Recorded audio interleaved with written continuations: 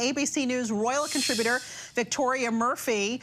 So Victoria, the people of the UK are being called to swear allegiance to King Charles and his family during the coronation. Is this pledge necessary, and why the change? Well, it's certainly receiving very mixed reviews over here. It's known as the homage of the people. And just to give you a little bit of context, it's actually been added as an attempt to democratize the service. So the last part of the service is the homage. And traditionally, that would only be the aristocracy. So the dukes, the earls, the viscounts would come past one by one and pay homage to the monarch. That's one of the reasons that Queen Elizabeth's coronation service was so long, because so many people had to come past to pay homage. They've done away with it. And they're replacing it with this people's homage, where they're inviting people to swear allegiance to the king and his heirs.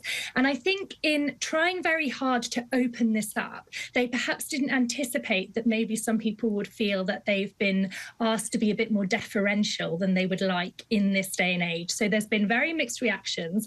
One poll over here already suggesting that the vast majority of people are not planning to do it. It's an invitation, not an expectation, but it has certainly opened the door to some debate. Yeah, open the Pandora's box, I think, and possibly could even be an embarrassment to the crown.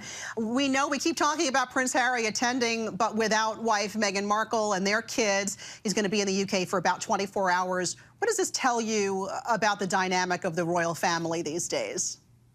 Well, I think it's very clear that there are definitely still divisions between the Sussexes and the rest of the royal family. Harry attending this coronation is much more about his recognition that this is a very important moment for his father and he wants to be there. It's not an indication that things are resolved between the Sussexes and the royal family. And I think Meghan staying away is a sign of that, although it is also the easiest thing for them to do logistically, for him to come and for her to stay. I think we're going to, I don't think we're going to see very much interaction between William and Harry at all.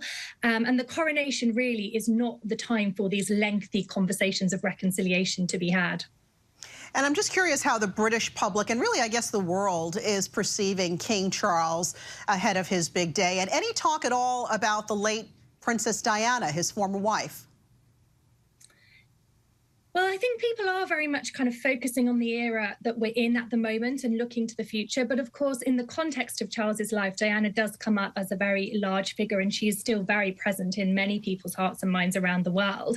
I think there's quite an uncertain mood towards Prince Charles and the monarchy at the moment. There is a cost of living crisis. This is a taxpayer-funded event. The Republican movement has identified that this is the time to step up their campaigning, and we've seen them be very visible and pledge to be very visible.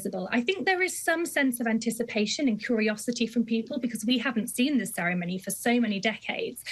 This is going to be a very big test of his reign on the world stage. Indeed, we're all going to be watching. Victoria Murphy, thank you.